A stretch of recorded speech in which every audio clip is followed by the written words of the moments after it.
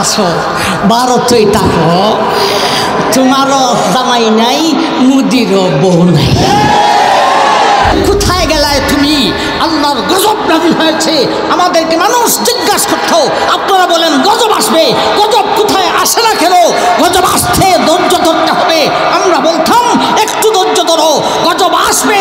এমন গজব আসে সারা বিশ্বের কোনো দেশের 1 ইঞ্চি মাটিতে পা রাখার শেখ হাসিনার জায়গা নেই।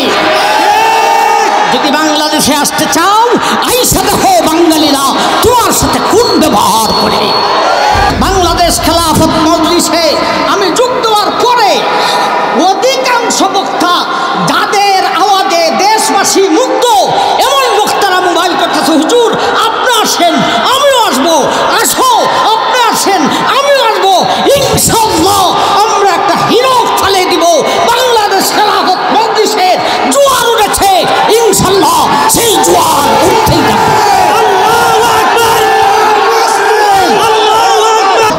মাওলানা সোহাইব আহমদ শফি ভাই বাংলাদেশ খেলাফত মজলিসে যোগদান করেছেন, সবাই বলি মারহাবা। সম্মানিত সভাপতি, উপস্থিত তৌহিদি জনতা, আমরা স্বাধীন দেশের স্বাধীন মুসলমান, স্বাধীন দেশের স্বাধীন মানুষ, স্বাধীনতা পেয়েছি, ইসলামী শাসন এখনো পাইনি। দুনিয়ার মুসলমান, আমি একটা খবর আপনাদেরকে বলতে চাই, আমরা ভুলে যাওয়ার একটা কথা শোনাইতে চাই। আসলে আমরা হলাম, জানেন আপনারা, তফসির করি, ওয়াজ করি প্রায় 30-32 বছর যাবৎ। আজকে আসছি আপনাদের কাছে বাংলাদেশ খেলাফত মজলিসের আল্লাহর জমিনে আল্লাহর আইন বাস্তবায়ন করার বক্তৃতা দেওয়ার জন্য। আসলে আমরা বক্তৃতার মানুষ নই, কিন্তু আস্তে আস্তে ট্রেনিং হয়ে যায়। শেষকালে ইচ্ছা করলাম আমিও একটু নাড়াচাড়া দিয়ে দেখি। আমার ভাইজান, যে খবরটা বলতেছিলাম, আমরা ভুলে গিয়েছি সেই ওয়াদা। আল্লাহর দরবারে আমরা একটা ওয়াদা করে আসছিলাম। আমরা এখন আছি দুনিয়াতে, এর আগে ছিলাম মায়ের পেটে, এর আগে ছিলাম আলমে আরওয়াহে। সেই আলমে আরওয়াহে আল্লাহর দরবারে আমরা ওয়াদা দিয়েছিলাম, আল্লাহ আমরা জমিনে যাওয়ার পরে তোমার জমিনে তোমার আইন বাস্তবায়ন করব। এই ওয়াদা শুধু আমরা মুসলমানই নয়, এই ওয়াদা দিয়েছিল ভারতের মোদি, এই ওয়াদা দিয়েছিল আমেরিকার জো বাইডেন, সেই ওয়াদা দিয়েছিল রাশিয়ার পুতিন, সেই ওয়াদা দিয়েছিল চীনের শি জিনপিং। আমার ভাই, আজকে সেই ওয়াদাকে সবাই ভুলে গিয়েছে। আল্লাহ আমাদের রুহের মধ্যে সেই ওয়াদাকে, যার নাম খেলাফত, আমরা করি ইবাদত। ইবাদত আমাদের দেহের মধ্যে, খেলাফত আমাদের রুহের মধ্যে। যেমন ভাবে রূহ ছাড়া দেহ টিকতে পারে না, তেমন ভাবে শুধু ইবাদত দিয়া খেলাফত ছাড়া জান্নাত পাওয়া যাবে না। আমার ভাইজান, আমরা এমন এক স্বৈরাচার রাষ্ট্রের হাতে মজলুম হয়েছি, শেখ হাসিনা। আমার ভাই, তার মধ্য দিনের কাজ ছিল কেউকে জেল দিতে হবে, কাউকে রিমান্ড দিতে হবে, কাউকে ফাঁসি দিতে হবে, কাউকে গুম করতে হবে, কাউকে হত্যা করতে হবে। তার পিপাসাই ছিল এই দেশের মানুষের রক্ত।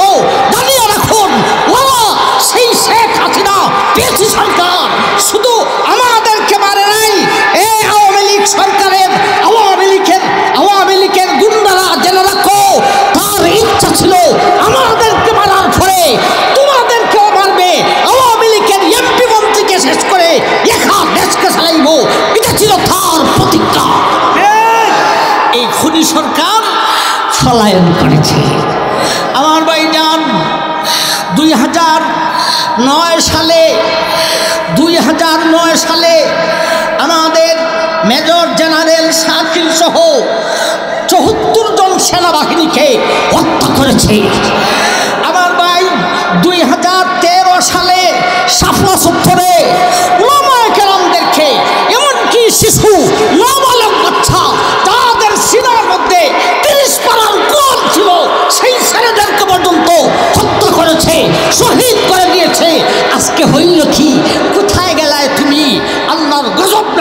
আসে আমাদেরকে মানুষ জিজ্ঞাসা করতো, আপনারা বলেন গজব আসবে, গজব কোথায় আসে না কেন? গজব আসতে ধৈর্য ধরতে হবে। আমরা বলতাম একটু ধৈর্য ধরো, গজব আসবে। এমন গজব আসে সারা বিশ্বের কোনো দেশের 1 ইঞ্চি মাটিতে পা রাখার শেখ হাসিনার জায়গা নেই। যদি বাংলাদেশে আসতে চাও, আইসা দেখো বাঙালিরা তোমার সাথে কোন ব্যবহার করে। ভারত আসো, ভারতই থাকো, তোমারও জামাই নাই, মুদিরও বউ নাই। আমি আর লম্বা করবো না আমার ভাইজান। আমরা এখন ওয়াদাবদ্ধ হইতাম চাই। আমি খেলাফত মজলিসে যোগ দিয়েছি, আমার জীবনী আছে। বাংলাদেশ খেলাফত মজলিসে আমি যোগ দেওয়ার পরে অধিকাংশ বক্তা যাদের আওয়াজে দেশবাসী মুগ্ধ, এমন বক্তারা মোবাইল করতেছে, হুজুর আপনি আসেন আমিও আসবো, আসো আপনি আসেন আমিও আসবো, ইনশাআল্লাহ আমরা একটা হিরো ফালে দিব। বাংলাদেশ খেলাফত মজলিসের জোয়ার উঠেছে, ইনশাআল্লাহ সেই জোয়ার উঠতেই থাকবে।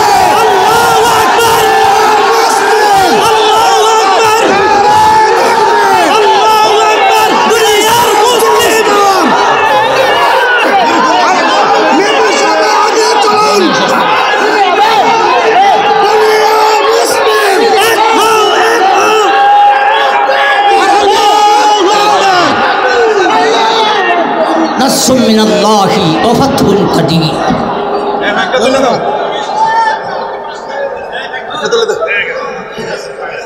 সংগ্রামী উপস্থিতি,